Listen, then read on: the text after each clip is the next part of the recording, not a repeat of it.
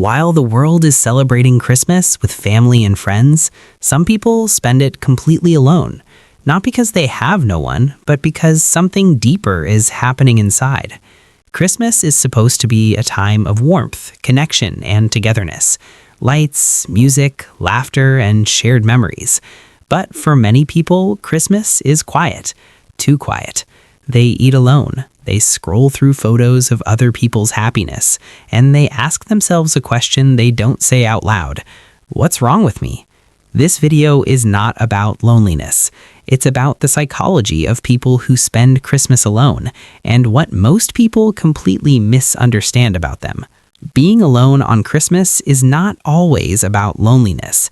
The first mistake people make is assuming that being alone means being unwanted.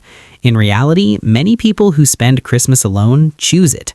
Some feel emotionally safer alone than pretending to be happy around others. Some are tired of forced conversations and fake smiles, and some simply don't want to perform happiness when they don't feel it.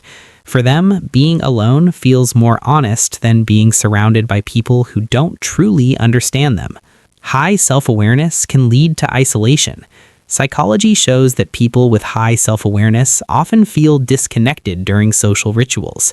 They notice things others ignore: fake joy, emotional distance, unspoken tension. Christmas amplifies this. When everyone else is celebrating automatically, self-aware individuals start questioning, do I actually feel this? Why am I pretending? And when they don't find real answers, they quietly step away. Christmas triggers emotional memory overload. Christmas is not just a holiday, it's a memory amplifier.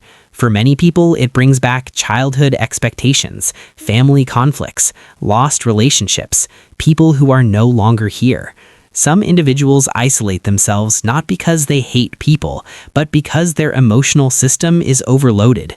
Being alone becomes a way to regulate emotions, not escape them.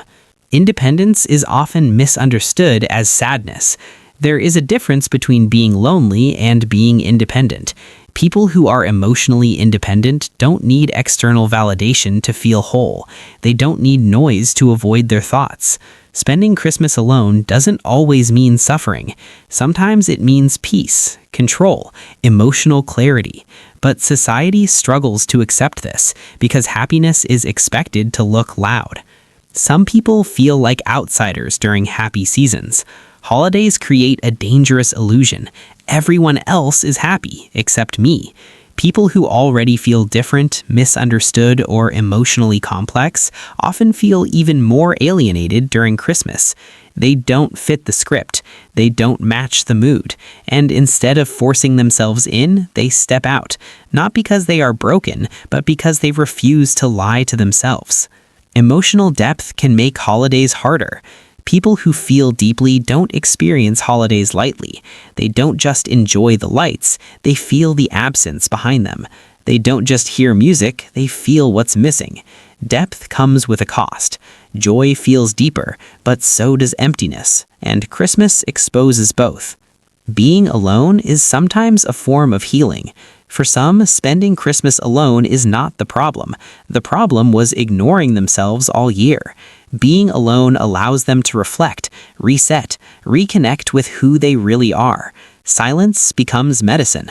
If you spend Christmas alone, it doesn't mean you failed at life. It might mean you're honest, you're self-aware, you value emotional truth over appearances.